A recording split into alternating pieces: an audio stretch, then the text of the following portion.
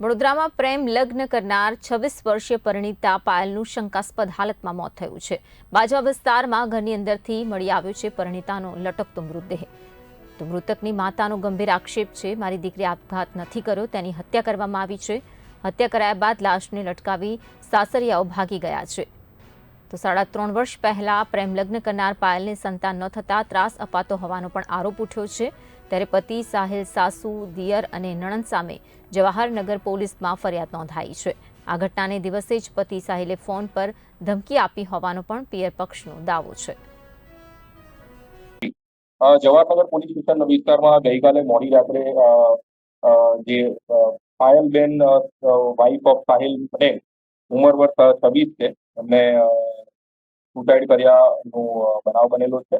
અને આ બાબતે હકીકત એવી છે કે આ જે મરણ જનાર છે અને આ કામના એમના પતિ એ સાહિલભાઈ અને એમની લવ મેરેજ થયેલું હતું આજથી 3-3.5 વર્ષ પહેલા।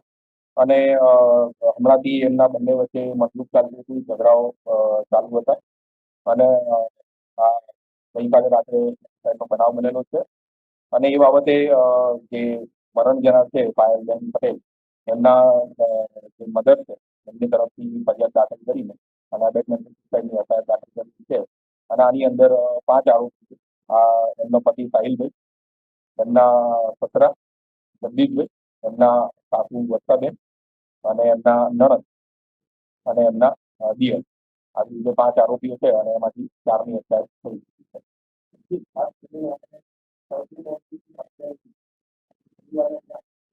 પરિવારના ઘણા આક્ષેપો છે।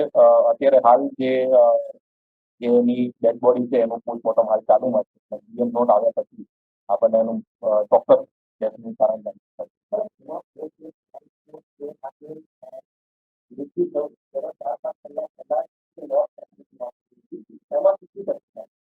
નોટ આપણે પોલીસ સ્ટેશને તપાસના કામે બરામદ કરેલી છે અને નોટની અંદર એમના હસબન્ડ અને એમના વિરુદ્ધમાં આક્ષેપો કરેલા છે અને એ પ્રમાણેની એફઆઈઆર પણ આપણે પ્રોપરલી કરી।